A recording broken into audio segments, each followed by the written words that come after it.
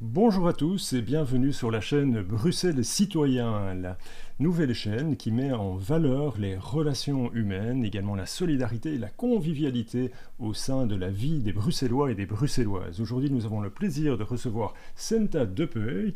Senta, vous êtes journaliste indépendante et vous avez pris la décision de vous présenter aux élections du 9 juin. Est-ce que vous pourriez nous expliquer les raisons de votre engagement ? Absolument, donc c'est sur la liste de collectifs citoyens qui est en fait un nouveau mouvement, donc on ne va pas vraiment l'appeler un parti, parce que justement il y a une volonté de sortir de la particratie, si vous voulez, et du fonctionnement actuel de la démocratie qu'on voulait vraiment faire évoluer, je dirais, avec un ensemble de nouvelles règles. Donc ça c'est l'objectif, je pense qu'il y a beaucoup de gens qui ont été profondément déçus en fait de plus en plus par rapport à la manière dont la société est gérée. On voit que tout va de plus en plus mal, nos libertés fondamentales sont souvent violées, il y a un appauvrissement de la population. On a l'impression aussi beaucoup, les citoyens ont vraiment l'impression de ne plus être entendus, de ne pas faire partie des décisions qui sont prises dans les gouvernements, qui eux en général, consultent les cabinets de conseil et appliquent plutôt des politiques internationales. On voit ça de plus en plus avec tous les traités. Voilà, cette semaine, il y a par exemple le traité de l'OMS sur les pandémies, qui certes échoue pour l'instant. Voilà, il n'y a pas encore de signature, mais on sent bien qu'avec le Forum économique mondial et tous ces grands plans, finalement, les politiques sont plutôt imposées de haut. Et donc là, il y a vraiment une volonté de changer le système.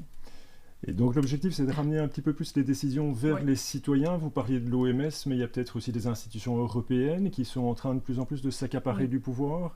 Comment est-ce que vous voyez l'évolution ? Je pense qu'on l'a très très bien vu pendant la pandémie, c'est-à-dire que l'Union européenne a vraiment voulu tout gérer, même créer par exemple une nouvelle agence, mais aussi elle s'est permise par exemple de faire un emprunt, un très très gros emprunt, je ne sais pas si on s'en souvient, ça s'appelait Next Generation, donc quand même vraiment très très conséquent. Je pense que ça dépasse le trillion aujourd'hui parce qu'il y en a eu plusieurs d'euros. Finalement, pratiquement de sa propre initiative, sans vraiment qu'il y ait une concertation préalable entre les pays qui ont dû valider a posteriori. Et je sais bien qu'on parle aussi aujourd'hui par exemple, de taxer directement les citoyens. Donc, il faut savoir que normalement, les citoyens sont taxés dans leur propre pays. Et puis après, ce sont les différents pays qui vont, ensemble, créer le budget de l'Union européenne. Ici, c'est la Commission, on va dire, qui voudrait directement prélever dans les poches des citoyens européens. Ça, c'est un exemple. Il y en a encore d'autres qui, à mon avis, est assez préoccupant. C'est le fait qu'on se dirige normalement vers la fin de l'année vers une réforme du traité de Lisbonne où justement l'Union veut s'accaparer, je dirais, encore plus de compétences qui normalement sont des compétences nationales, comme par exemple la santé. Typiquement, chaque pays, sauf dans le cas de menaces transfrontalières, mais chaque pays décide pour sa propre population quelle politique ils veulent mener en matière de santé. Donc ici, il y a vraiment cette volonté de tout centraliser.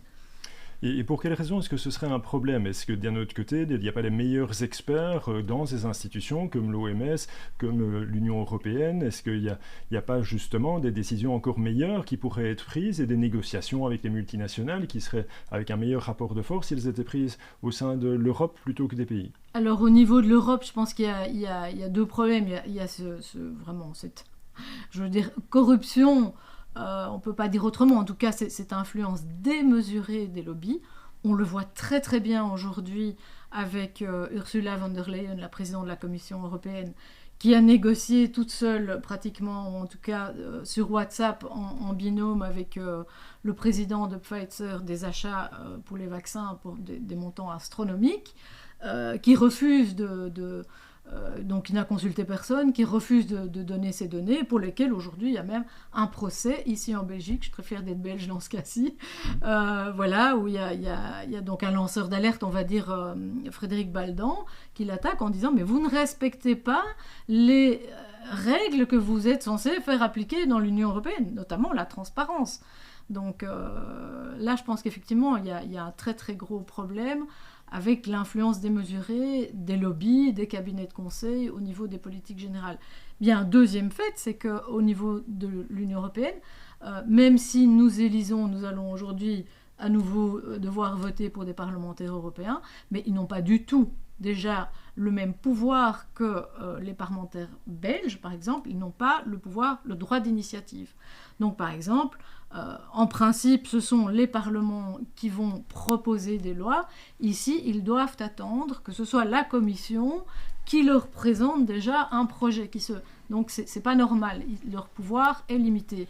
Et on l'a bien vu toujours pendant la pandémie, dans le rôle, on va dire, de contrôle de la Commission et de l'action de l'Union, ils sont extrêmement limités et peu entendus, puisque eux-mêmes, par exemple, n'ont pas eu le droit de consulter, de voir les contrats d'achat. On revient à la pandémie, mais c'est là où ça a été le plus frappant, de voir les contrats d'achat des vaccins, etc., alors que c'est quand même leur prérogative. Et donc, bref, le Parlement européen a moins de pouvoir que la Commission. La Commission n'est pas élue, mais d'un autre côté, vous parliez de cabinets de conseil. Ils sont quand même conseillés par d'excellents cabinets, d'excellents experts. Est-ce qu'ils ne prennent pas des décisions grâce à ces experts qui sont judicieuses ? Écoutez, les experts sont eux-mêmes généralement très souvent employés ou bien par des grosses sociétés, que ce soit pharmaceutiques ou dans d'autres domaines.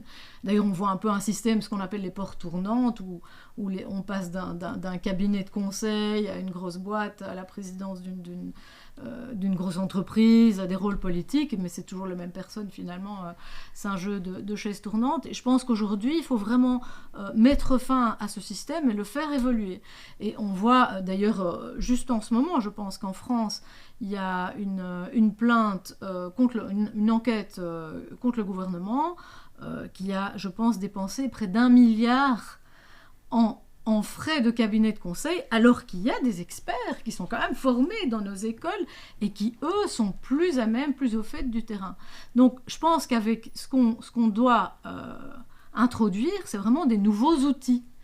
Bon, il faut rappeler au gouvernement, ok, nous avons des compétences, il faut faire appel à l'intelligence collective. C'est pour ça qu'on est un collectif citoyen, qui permet finalement plus déjà d'avoir je dirais, une meilleure, en fait, un meilleur aperçu de la situation sur le terrain, à partir du moment où on fait intervenir tous les acteurs, tous les citoyens qui sont partis à un problème. Je pense à Bruxelles, par exemple, le Good Move, etc., peut-être que ça correspond à des plans qui sont appliqués, etc., dans une certaine idéologie de l'environnement, de l'écologie, etc., mais qui, dans le concret, ont un effet tout à fait négatif pour tout ce qui est l'économie locale, c'est-à-dire les commerçants, les restaurateurs, le domaine de la culture, ou même les gens qui sont en dehors de Bruxelles parce qu'ils ne peuvent plus payer les loyers à Bruxelles et qui ne peuvent pas payer des dizaines d'euros pour venir travailler ou pour venir se divertir. Donc finalement, ça a été, on va dire, négatif. Peut-être que l'initiative partait d'une bonne idée, mais on n'a pas tenu compte de l'ensemble des acteurs. Ça, c'est une des choses qu'on veut faire. Et donc, que ce soit en matière de santé ou de mobilité ou dans d'autres domaines, les décisions, selon vous, sont non seulement trop centralisées, mais également trop confiées à des experts qui sont éloignés des réalités du terrain. Il n'y a pas assez de concertation. Vous êtes plus pour la consultation populaire. Oui, donc tout à fait. Donc ici, vraiment l'idée aussi par rapport à, je dirais, il y a un projet, il y a des projets à court terme et des projets à long terme. Le projet à long terme, c'est vraiment de faire évoluer, on va dire, la démocratie actuelle, qui est un peu bancale, on va dire, la démocratie représentative, où des gens élisent une fois tous les 5 ans leurs représentants qui vont, eux, finalement, prendre toutes les décisions pendant le reste du temps, sous l'influence justement énorme de tous ces lobbies, et c'est de faire évoluer, si vous voulez, le système démocratique avec une démocratie qui soit beaucoup plus participative et beaucoup plus directe. Donc ça peut passer, l'idée c'est d'aller vers des assemblées citoyennes, de mettre en place des outils comme le référendum d'initiative citoyenne par exemple, ou une démocratie où on est amené à voter plus souvent, où les citoyens peuvent eux-mêmes proposer des projets de loi. Sous forme de pétition, par exemple ? Par exemple, ça peut se faire. En Suisse, on a une forme de démocratie citoyenne. Les gens votent, je pense, tous les 3 mois.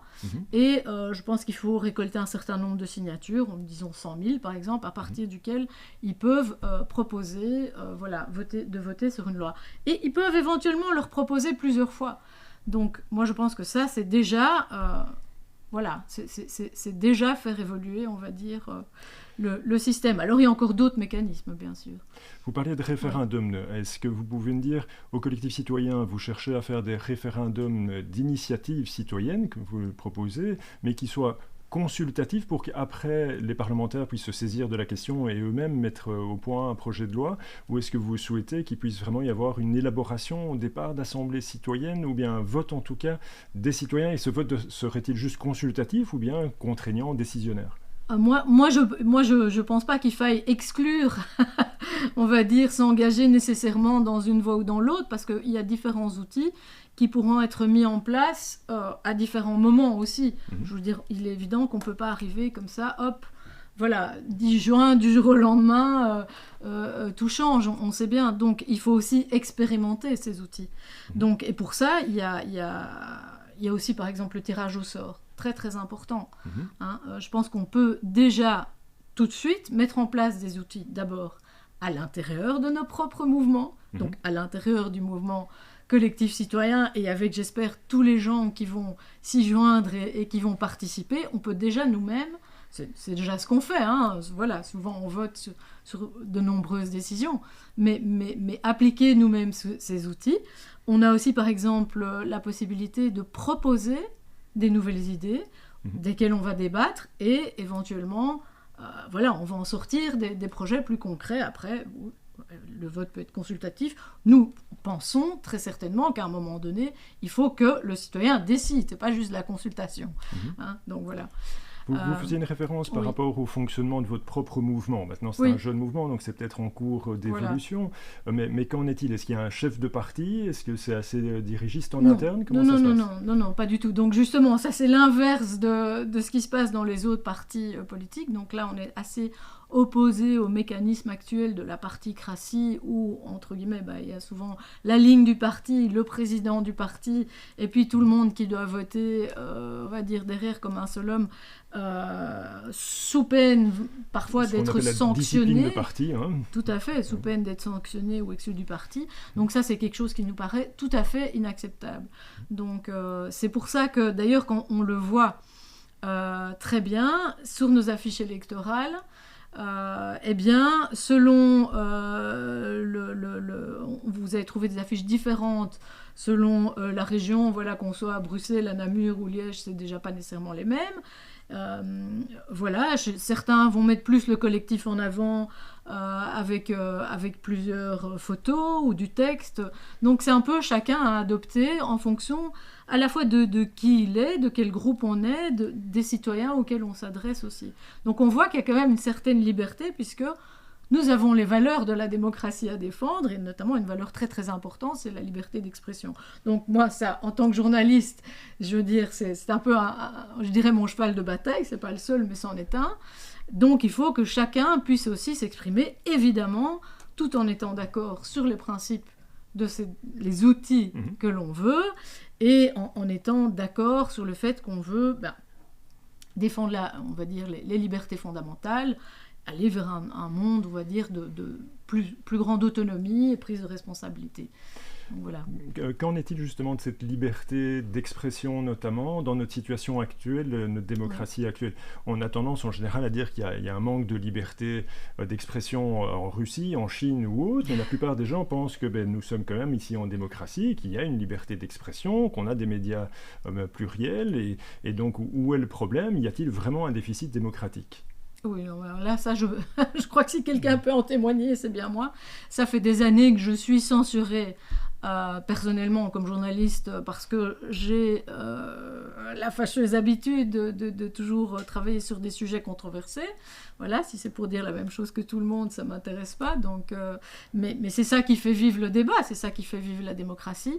Donc voilà, moi je vous donne des exemples. J'ai voulu organiser par exemple un film à Bruxelles sur les dommages vaccinaux, sur la sûreté des vaccins Covid. Il y a eu des pressions, voilà, on nous a traités d'extrême droite, on a fait des pressions pour annuler la salle, etc. Donc voilà, je remercie d'ailleurs l'exploitant de la salle qui a tenu bon face aux pressions. Et ça, c'est des choses que j'ai vues de manière répétée. Nous avons d'ailleurs chez Collectif Citoyen beaucoup de victimes de la vaccination qui se sont engagées sur nos listes parce que ces gens, ce ne sont pas des gens qui sont contraires nécessairement aux décisions ou aux recommandations qu'on fait. Ils se sont fait vacciner en toute bonne foi, en suivant ce qu'on leur a demandé. Voilà, ils ont eu des problèmes graves, hein. Il y en a 2 dont la vie est vraiment foutue, on peut dire, et voilà. Un dont la santé est vraiment menacée, ça n'a plus de travail, etc. Donc c'est un handicap à vie, et jamais on ne leur donne l'occasion de s'exprimer. Et pourtant, voilà. Il y a des médias qui sont relativement indépendants, non ? Il y a certains qui appartiennent à l'État, mais les autres sont plutôt des médias privés. Pourquoi est-ce qu'ils n'en parleraient pas ?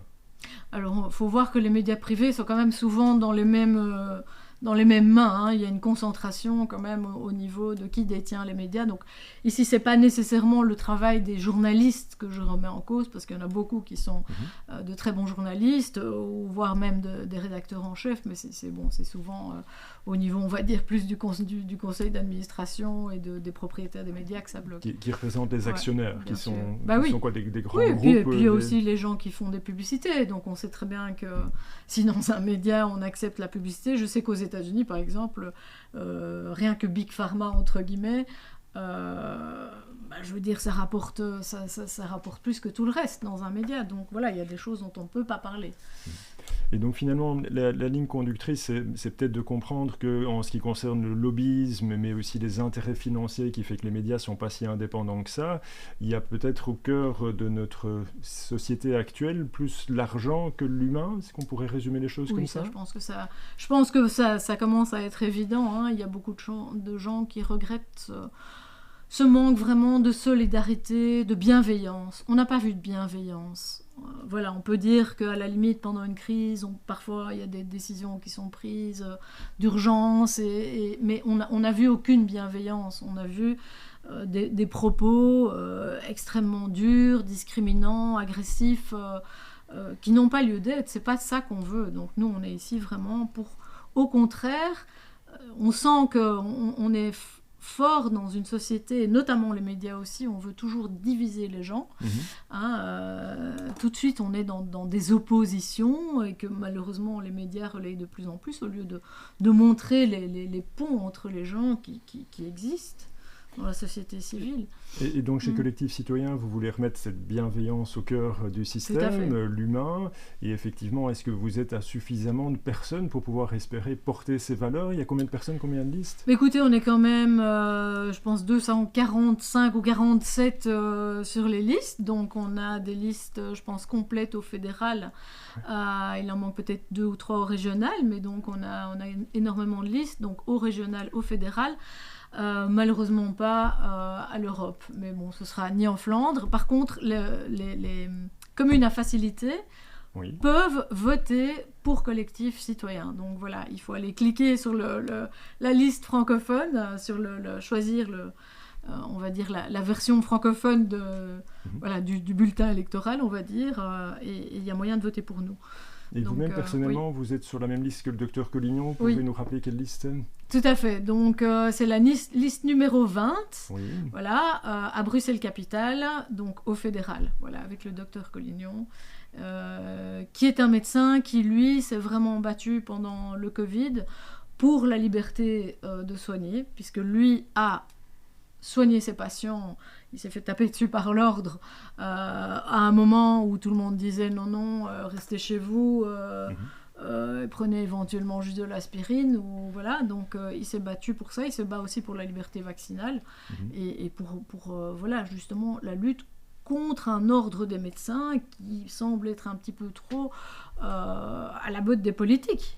Parce que ce qui a été mené comme politique, ce n'est pas finalement avec un consensus entre médical, je dirais que le soin des patients, ça a été des décisions qui ont été prises au niveau du politique et qui auraient dû rester entre les mains des médecins. Voilà. Là, on a parlé beaucoup de santé, Oui. mais vous avez également tenu récemment une discussion avec Aziza Nouri, qui est également candidate chez vous, et on voit effectivement, quand vous parlez de bienveillance, qu'il y a beaucoup d'autres sujets de préoccupation, notamment, si vous pouvez résumer peut-être de manière raccourcie les préoccupations qui ont été abordées avec elle. Donc voilà, en particulier à Bruxelles, vraiment, je pense que nous avons toutes les deux à cœur la protection des femmes et des enfants en difficulté. On a beaucoup de femmes seules qui ont parfois 2-3 enfants à charge, qui n'arrivent pas à trouver un boulot parce que justement elles doivent s'occuper de ces enfants, qu'elles ne trouvent pas de place dans les crèches, etc.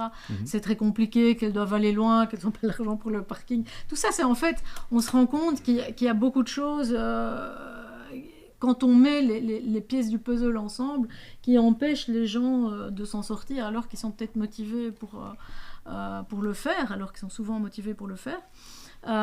Donc voilà, ça c'est vraiment une politique à voir spécifiquement, je pense, pour pouvoir... Il y a aussi un problème notamment avec les horaires aujourd'hui, les horaires de travail, parfois avec les horaires flexibles, etc. C'est très très difficile à gérer, alors ça peut être bien pour certains employeurs, mais c'est très difficile à gérer au niveau familial. Donc en particulier pour des personnes, des parents isolés, quoi. Donc ça c'est une première chose, et puis alors il y a surtout, moi, ce qui me tient à cœur, c'est la santé des enfants, et on va dire aussi les conditions de vie. Alors, au niveau des conditions de vie, on voit qu'il y a quand même beaucoup d'enfants qui sont limite au seuil de la pauvreté. Il n'y a pas que des enfants, c'est des familles. Enfin, ça se répercute évidemment sur les enfants.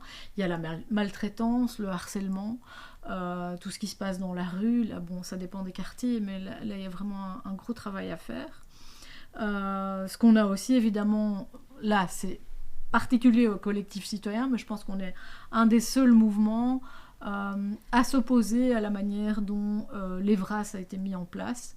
Qu'est-ce que vous reprochez au programme EVRAS, justement ? Donc ce qu'on reproche au programme EVRAS, évidemment on est tout à fait d'accord que à l'approche de l'adolescence, il faille bien sûr une information, etc., une éducation... voilà, c'est le S, la sexualité, la prévention, etc., c'est normal. Mais le plan actuel, donc l'EVRAS existe depuis longtemps, et c'est pendant des années, je pense, bien pratiqué. Donc voilà, on n'est pas en train de dire que tout le monde est un monstre, etc., c'est pas ça. Mais il y a eu des changements récents, avec ce qu'on voit, un agenda quand même, je pense, qui est imposé à un plan mondial, et où en fait, on voit que... de plus en plus, on tend à introduire l'EVRAS et notamment l'éducation à la sexualité à partir des petites classes, voire des maternelles. Donc nous sommes opposés à la conception comme quoi il existe une sexualité dès la naissance. Il y a un débat, il y a un vrai débat là-dessus, entre experts, et il y a un vrai débat aussi au niveau des familles. Je pense que la plupart des familles préfèrent que, voilà, pendant la petite enfance, etc., l'enfance, ces sujets soient évoqués dans le cadre familial quand c'est nécessaire, voire qu'il y ait éventuellement, évidemment, qu'il y ait des équipes, des enseignants qui soient formés à dépister les problèmes chez les enfants, mais pas à venir, entre guillemets, leur donner une sorte de formation, voilà, de manière proactive, tout à fait, voilà, quand ils ne sont de manière pas demandeurs. intrusive, en fait, voilà, avec un programme. Alors on dit qu'il n'y a pas vraiment de programme, mais ce qu'on voit, c'est que les réalités sont très différentes d'une école à l'autre. Donc il y a des écoles où ça se passe, où les gens, c'est extraordinaire, ça se passe bien, c'est vraiment très bienveillant, il y a des personnes extraordinaires, et puis il y en a d'autres où on est dans des dérives. Donc là, il n'y a pas longtemps, on a entendu une école où ils font une animation chaque semaine, donc c'est pas ça qui était mis dans le programme. En fait, ils peuvent un peu les organiser comme ils veulent, c'est-à-dire il y a un minimum, mais après, on peut en faire plus. Et où certains enfants ont été choqués parce qu'ils devaient passer tour à tour dans une pièce sombre avec l'animateur qu'ils ne connaissent pas, c'est pas non plus même leur enseignant. Qui est un externe à l'école. Un externe à l'école, même leur enseignant, c'est inadmissible, et qui leur a dit, qu'il les a invités à se palper pour voir si c'était plutôt filles et garçons, etc. Donc ça, c'est tout à fait inadmissible, tant d'un point de vue, je dirais, théorique voilà, de l'insécurité qui est éprouvée par les enfants. En tant que journaliste, vous avez investigué, vous dites Oui. qu'apparemment ça se passe à un niveau international. Est-ce qu'il y a des lobbies derrière? Donc Quelle est cette pression? voilà, tout à fait. Et ça, c'est une des questions où je n'ai pas reçu de réponse, voilà, avec tous les débats qu'il y a eu. Heureusement, je pense que quelque part, c'est une petite victoire déjà d'avoir réussi. Ce sont des citoyens qui ont fait de la communication parce que ce n'étaient pas les médias qui s'en étaient saisis. Voilà, il y a eu dans des groupes très divers, mais il y a eu cette enquête citoyenne avec des flyers, puis il y a eu différentes communautés qui se sont emparées du sujet. Donc voilà, ça prouve que l'action citoyenne fonctionne. Tout à fait, tout à fait. Et donc, oui, je pense que très clairement, il y a un plan international qui vient de l'International Family Planning, encore un... Donc le planning familial international. Le planning familial international, voilà, encore une fois dirigé par Bill Gates, qui est un peu partout. Oui. Voilà. Il y a le planning de l'OMS et de l'UNESCO, en fait, qui travaillent, qui collaborent ensemble. Donc l'OMS entend aujourd'hui s'occuper de la santé sexuelle dans le monde, et à ce titre-là aussi des enfants. Et puis, il y a aussi les standards de l'UNESCO qui sont transposés alors en Europe, au niveau de l'Union européenne. Donc, c'est les standards pour l'éducation sexuelle en Europe, qui ont été définis plus en Allemagne, et alors qui sont transposés en droit belge. Moi, ma question, c'est parce qu'on a toujours un grand flou. Quand on interpelle les autorités, ils disent oui, tout ça a été élaboré ici en Belgique, avec toute une série de concertations d'acteurs locaux. Et on s'inspire des recommandations. J'aimerais savoir, est-ce qu'il y a un engagement? Est-ce que la Belgique a le droit de dire non, nous voulons en Belgique appliquer quelque chose de différent? Ça nous regarde comment on s'occupe de cette question. Est-ce qu'il y a eu des financements? Est-ce qu'il y a un contrat? Est-ce qu'il y a des sanctions si on ne fait pas, entre guillemets, ce qu'on nous demande? Il n'y a pas de transparence là-dessus. Donc transparence, liberté, bienveillance, ce sont les valeurs principales de Collectif Citoyen. Absolument. Merci beaucoup Senta pour cette discussion. Avec plaisir. On vous souhaite bonne chance pour les élections du 9 juin. Donc on rappelle, vous êtes liste 20 à Bruxelles, mais Collectif Citoyen existe aussi dans les autres provinces. Tout à fait. Et on vous souhaite en tout cas bonne chance et vous remercie encore très chaleureusement pour cet entretien. Merci à tous et n'hésitez pas à vous abonner et à partager la chaîne Bruxelles Citoyen. Merci, à bientôt. Au revoir.